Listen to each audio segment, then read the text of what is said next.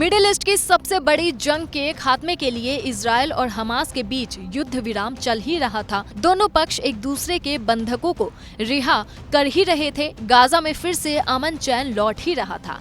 दोनों तरफ जश्न का माहौल था कि तभी फिर से हमास और इजरायल में नफरत की चिंगारी सुलग उठी। लेकिन क्यों, ये बड़ा सवाल है। सूत्रों से खबर है कि एक लड़की के लिए इजरायल के प्रधानमंत्री बेंजामिन नेतन्याहू हमास से भिड़ गए।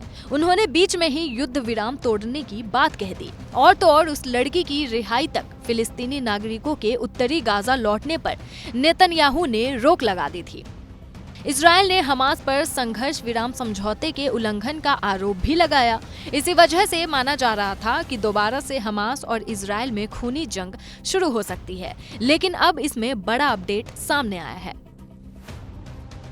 मीडिया रिपोर्ट्स के मुताबिक हमास इजरायल के 6 और बंधकों को रिहा करेगा। इसमें इजरायली नागरिक अरबेल यहूद भी शामिल है। ये वही लड़की है जिसको लेकर दोनों पक्षों में तनातनी शुरू हो गई थी। खबर है कि मंगलवार से इजरायल उत्तरी गाजा में फिलिस्तीनियों को लौटने देगा और हमास इजरायल सैनिक अगम बरजेर को भी रिहा करेगा। चलिए अब जानते हैं कि अरबेल यहूद कौन है। जानकारी के मुताबिक अरबेल यहूद इजरायल की रहने वाली है, जो उन बंधकों में से एक है जिन्हें 7 अक्टूबर 2023 के दिन हमास ने इजरायल में घुसकर किडनैप किया था। अरबेल यहूद एक सॉफ्टवेयर कंपनी में बतौर गाइड काम करती थी। इस कंपनी का एक सेंटर दक्षिण इजरायल में है, जहां अंतरिक्ष अनुसंधान और तकनीक से जुड़े क्षेत्रों पर काम होता है।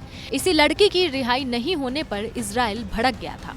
इजरायल ने अरबेल यहूद के लिए हमास से कहा था कि रिहा होने वाले बंधकों में अरबेल यहूद भी होनी चाहिए। उधर हमास का कहना है कि अरबेल यहूद जिंदा है और अगली खेप में वो रिहा कर दी जाएगी। लेकिन कहा जा रहा है कि नेतन्याहू हमास की कैद से उसे रिहा कराने के लिए जिद पर अड़ गए।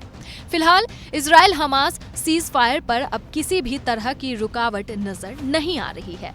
बता दें कि गाजा में संघर्ष विराम समझौते के तहत हमास बंधकों को अलग अलग खेप में रिहा कर रहा है।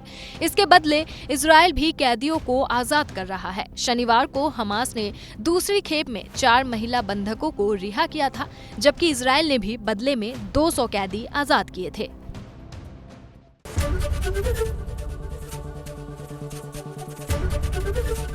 एबीपी गंगा, खबर आपकी, जुबान आपकी।